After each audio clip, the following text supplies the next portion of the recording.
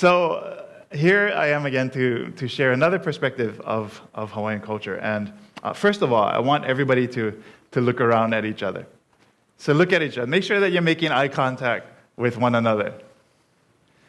And say to them, whoever it is that you choose to look at, say to them, I see you. Say it again, I see you.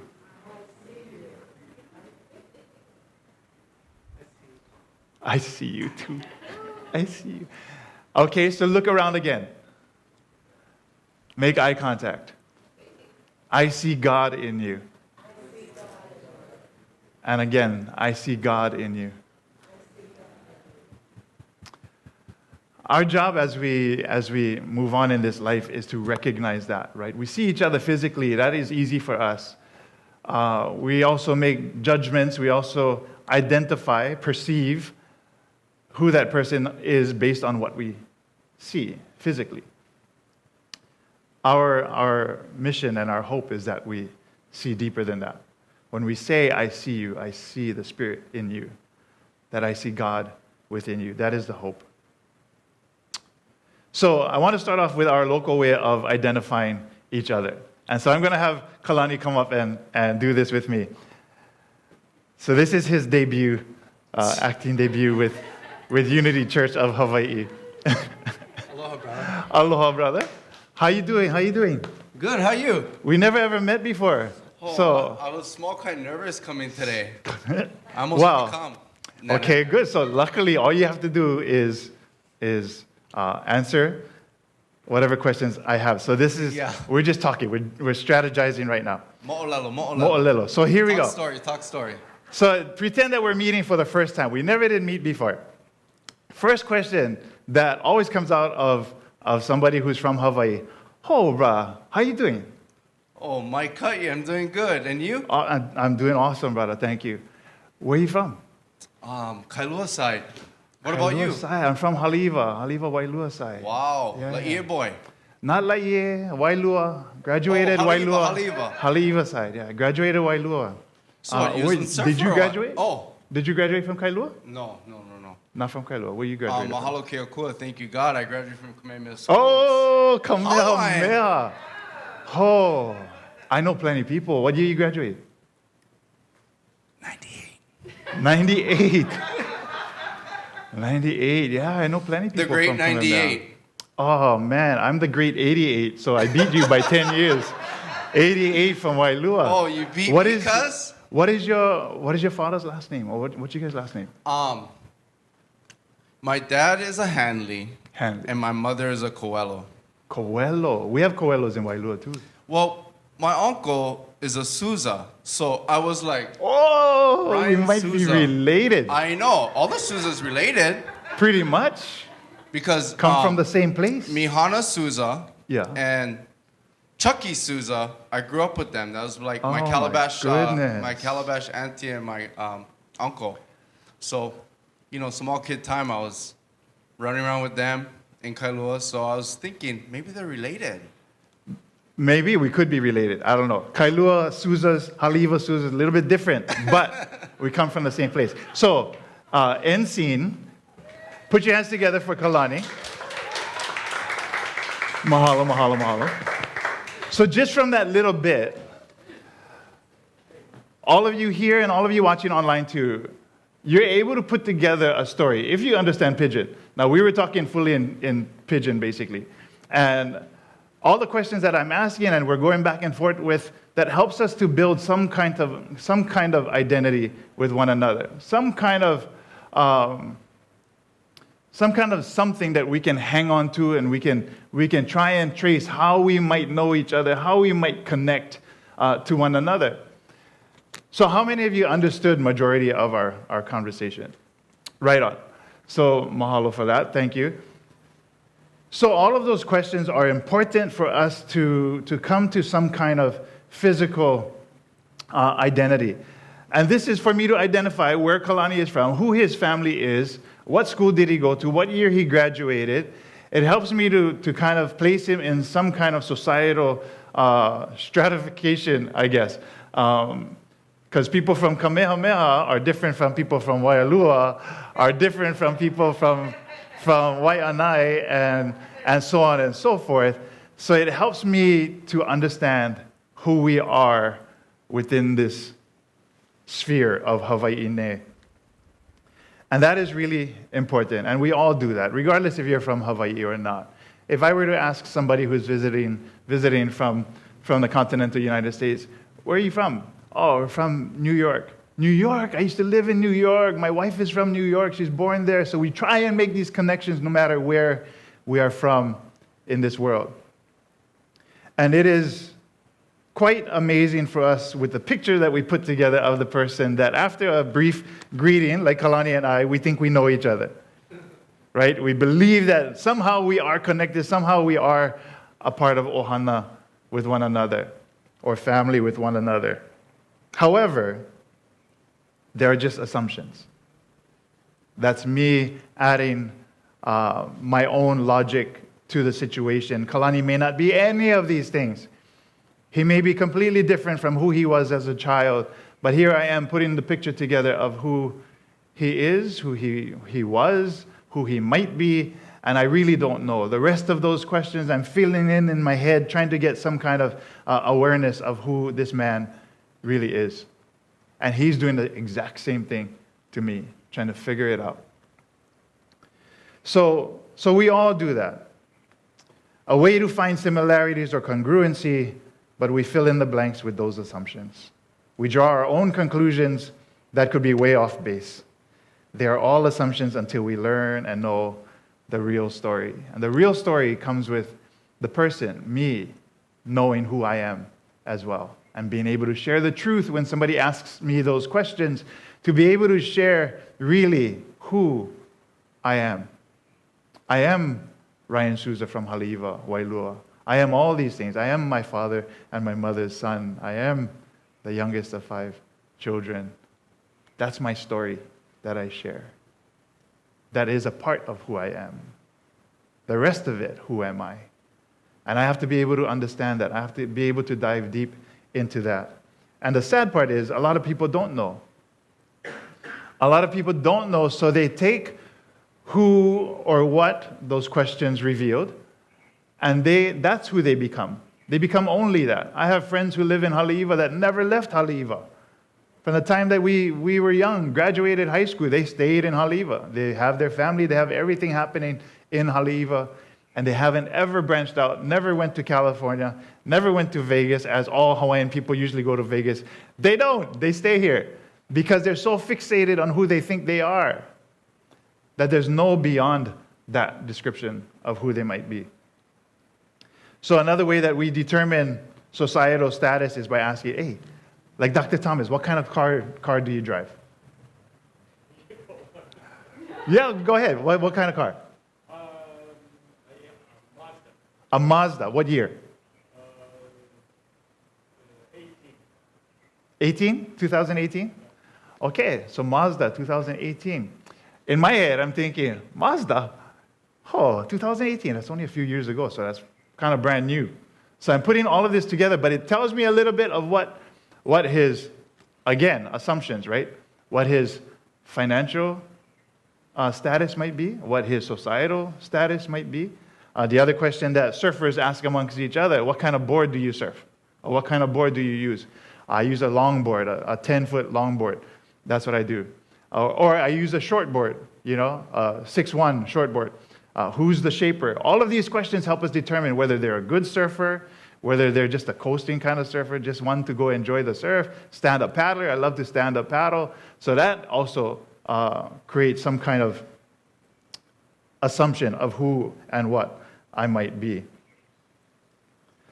So we use our own internal generational algorithms to make assessments of one another, judgments, regardless if they are true or not. We generalize based on this embedded knowledge. Now, as much as this is the way that we gain limited knowledge of someone else, again, sadly, it is the way that we define who we are. That becomes our identity, and that becomes all there is to our identity. That's where the battle between me wanting to be like the Joneses or wanting anything else. Maybe I want a Mazda 2018. And that version of the Mazda, I'll be envious. I want what he has because all I define myself is by that limited knowledge that I have of myself. So the Hawaiian version of looking a little bit deeper of what is our Hawaiian identity comes in the way of lokahi, in the way of aina, in the way of kanaka, humanity, keakua, our gods or spirits, mana, that spiritual power that flows through us. So I'll put it all in order as I go through. So the native Hawaiian concept of self is grounded in social relationships. That's by Handy and Pukui in 1972. And tied to the view that the individual society and nature are inseparable and key to psychological health. This relational harmony or balance is referred to as lokahi, finding that balance, harmony of mind, body, spirit, and land. So I'm going to start off with dissecting land a little bit. What is aina to us? To the Hawaiian people, land is everything. And land is not just land, terrestrial earth. Land is also the ocean, water as well. That is also a part of aina. When we look at the ahupua'a or the land division in ancient Hawaii, it goes from the clouds above the mountain to the ocean beyond the reef. And that is the true ahupua'a. And so when we think of land, yes, it is all of that provides for the Hawaiians. So sense of belonging, a place to be grounded, a place to call home, physical aina, marking both ancestral homelands and the substance required to nourish the body. Second is psychological aina is related to mental health, particularly in regard to positive and negative thinking. Third is spiritual aina, which speaks to daily relationships between the native Hawaiians and the spiritual world. Traditionally, the spiritual world has remained a source of great guidance and strength for native Hawaiian people. So when we look to our kupuna who have passed, when we call upon them to be there, to guide us, to help us, when we look at our aumakua and how they guide us throughout this life, those are all important. We are not separated from those that have passed. My mom passed 8 years ago. My dad just passed away not so long ago. They are always with me, and I understand that. I know that to be true, that there is no separation now between us. Kanaka is humankind. In Hawaii, we are Kanaka Maoli, the native humans here to this place. But Kanaka is humankind, and without others, you cannot survive. Without that need, or without that community, without your ohana, you lose an entire portion of who you are in relation to this. So, as in the sharing of ha, when we say aloha to one another, we are committing that ha, that breath of life, to be able to sustain one another as we walk this walk.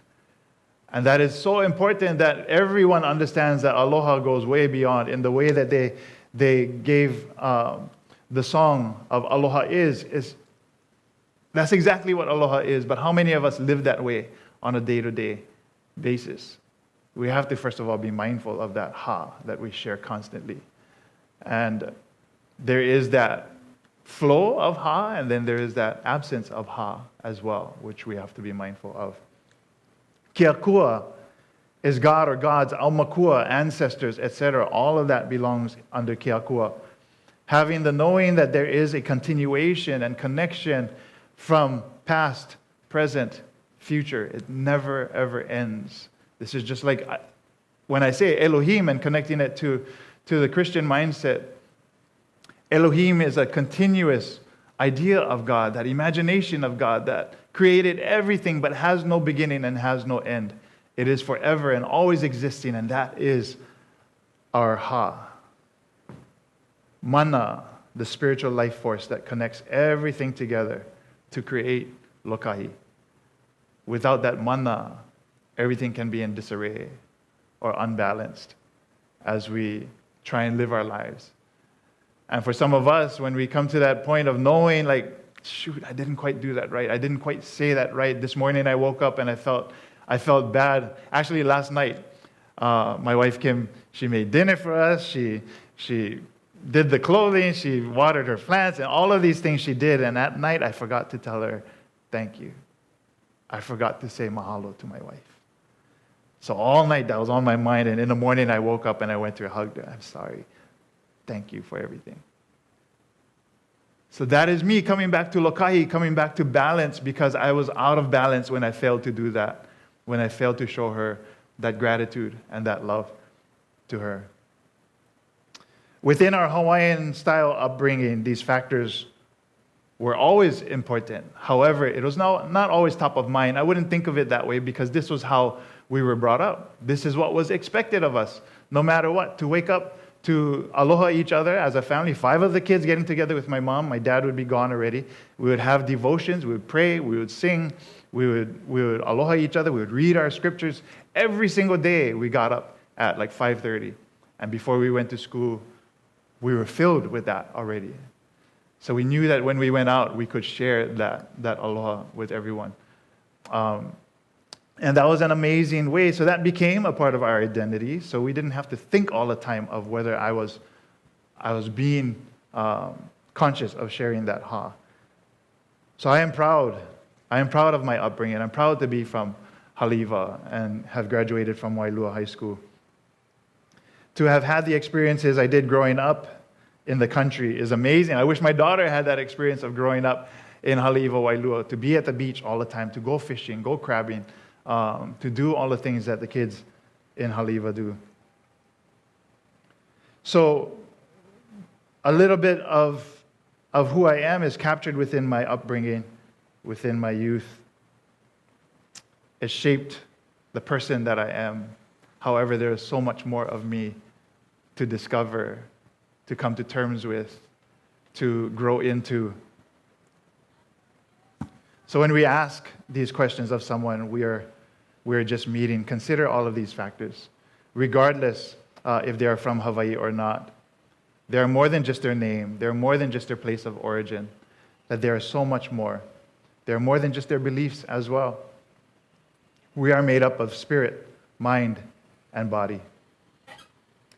To equate this or bring it into Lokahi with metaphysics, I'll dive into that a little bit. So in metaphysics, it is a difference between the personal and impersonal. Personal is us in the flesh. Impersonal is what you cannot see. So personal is body, conduct, situation. Impersonal is the unseen, spirit, mind, revelation. That is from Imelda Shanklin from truthunity.net. In Matthew 16, let me go to Matthew. So in Matthew 16, and it's in Mark as well, of course, the story is repeated a bit. When Jesus and the disciples are entering into Caesarea Philippi, Jesus asks them this question. So, hang on, let me get there. So he says, when they entered the region of Caesarea Philippi, he asked his disciples, who do people say that I am? Asking them from the personal perspective. Who do they say that I am?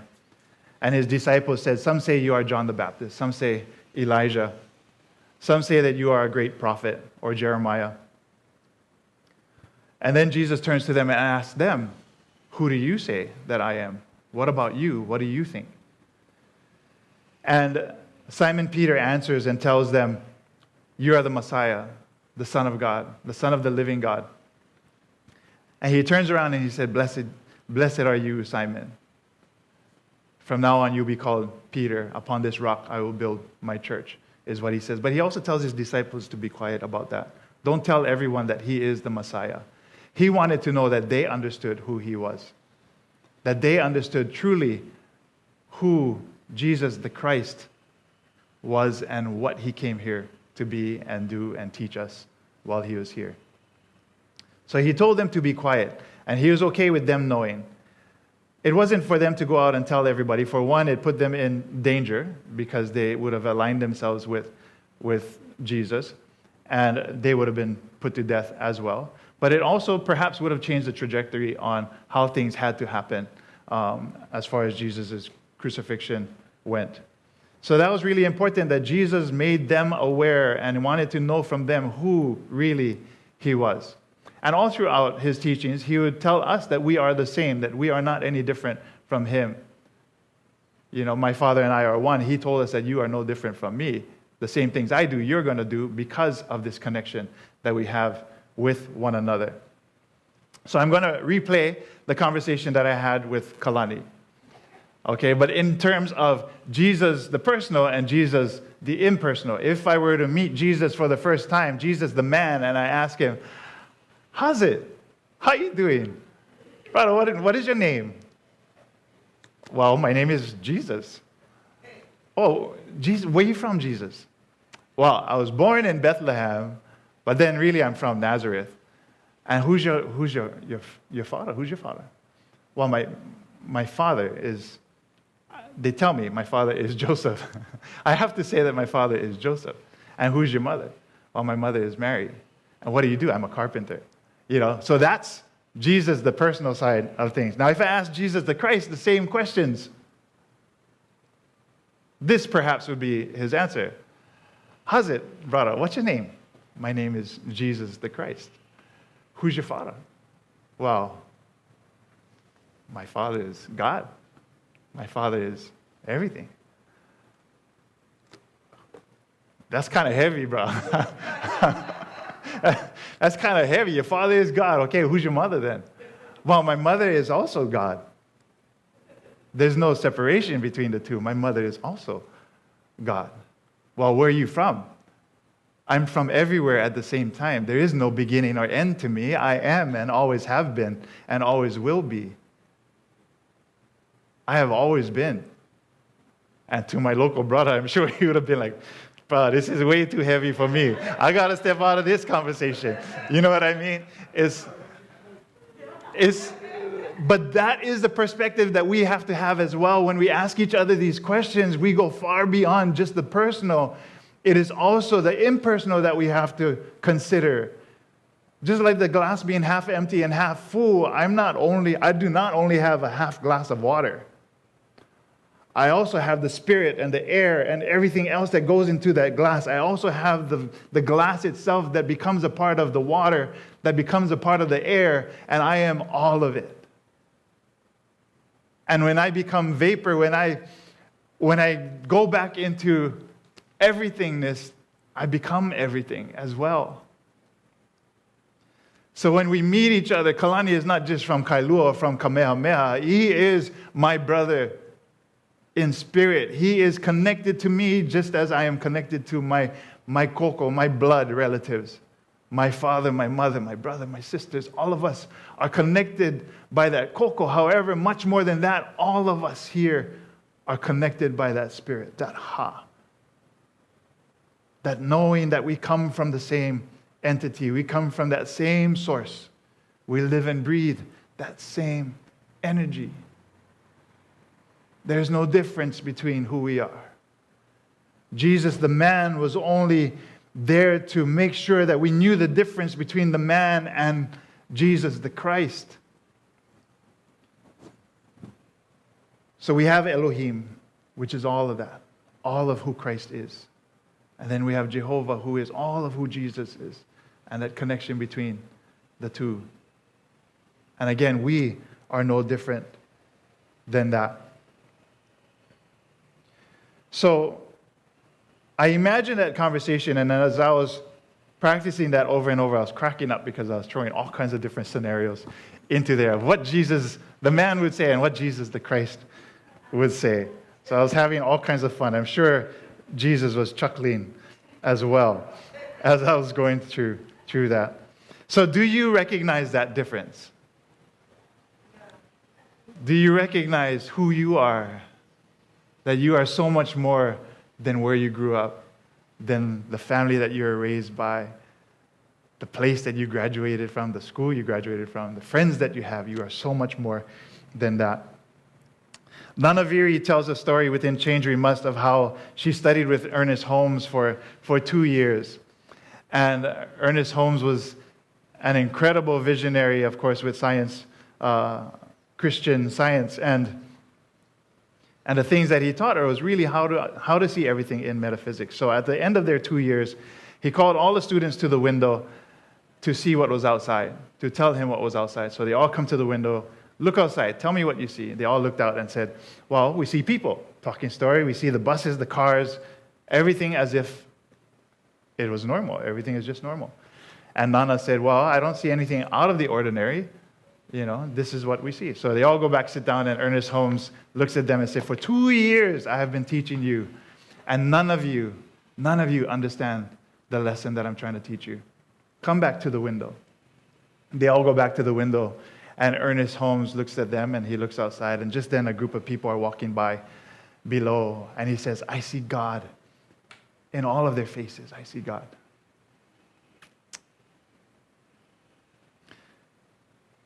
And Nana paused for a moment because she remembered what she was being taught as she was growing up in her Hawaiian household. How her grandmother was so open, the doors were open, always open, and those people who were passing by, she would invite them in to come and have dinner, to come sit down and talk with her. And whenever Nana would ask, Mom or Grandma, why are you feeding people we don't know? And Grandma would always turn and say, I'm not feeding the homeless. I'm not feeding them. I'm entertaining the gods. That's really, in essence, what she was doing. She knew that spirit existed within them. She was communing with God. So I have to ask how many of us understand that to that level where we meet people on the street and we recognize that we are communing with God. Or is our definition of each other all that there is in the personal side of things? Do we consider the impersonal? Our connection to one another. So I want you to look at each other again. Look around at each other again. I see you. I see God in you. We are so much more than our physicalness. Nana had to write an affirmation at the end of her 2 years, and she had to come back home to Hawaii during that time. So Ernest Holmes sent a mail to her saying that she had to give him one affirmation that would solidify her certificate with his school. So after toiling about it for a long time, she was driving by Mount Olomana. And as she was passing, she looked at the mountain and everything around, and she said, from the highest peak of consciousness, I look down upon the nothingness of things. I see instead the beauty of God in all. For He is all. I am not Reverend Johanna. I am not Reverend Denise. I am not Bishop Jack.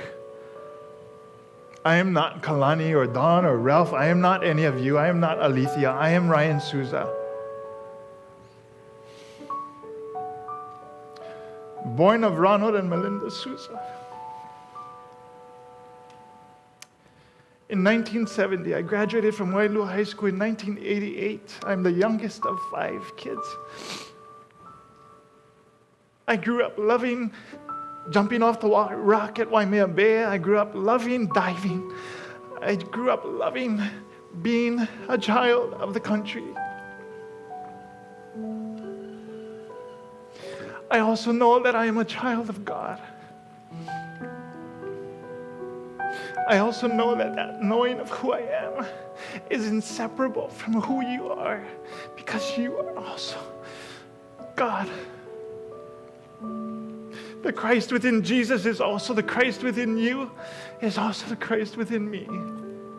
And there is no separation.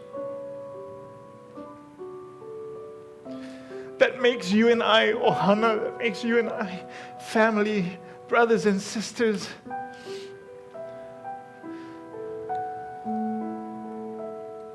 I hope you understand who you are. Because we are so much more than who we think we are.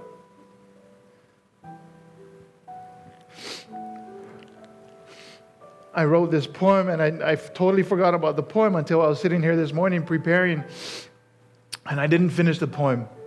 And I wanted to share this poem with you because it speaks exactly to what we're talking about. And this is, you talk about divine guidance. I started writing this a few days ago. For who I was, I did not know, except the who, that I was told.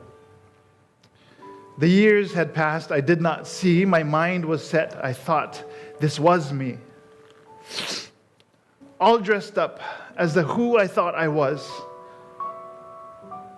until I realized I was also God's love.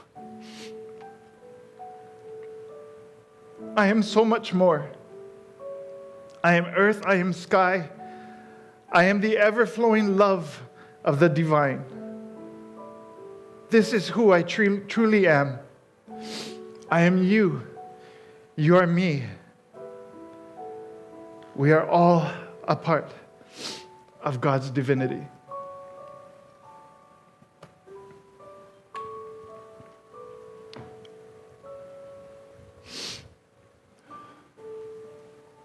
Mahalo for allowing me to share.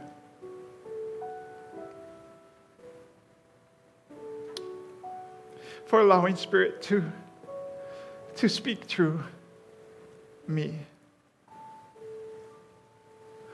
For allowing this understanding of who I am and who everyone in this church is, who everyone who are watching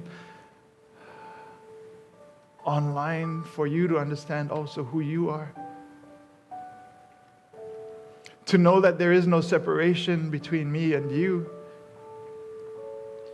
Christ is not an idea of someone far, far away. Christ is right here within me, within you.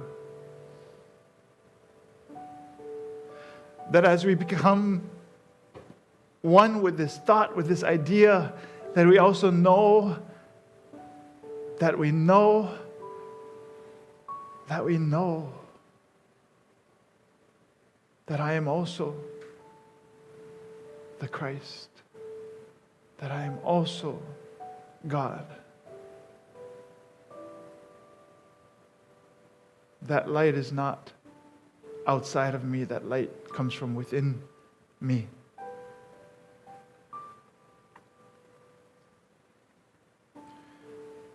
This is the who that you need to know.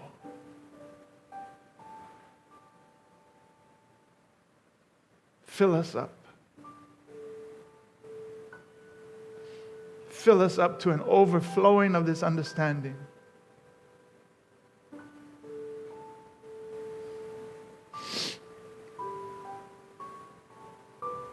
Allow us to just sit quiet right now.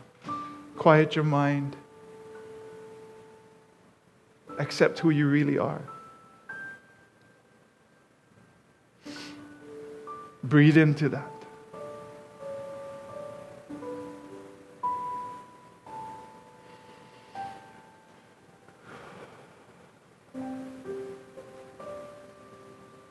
Breathe into it again.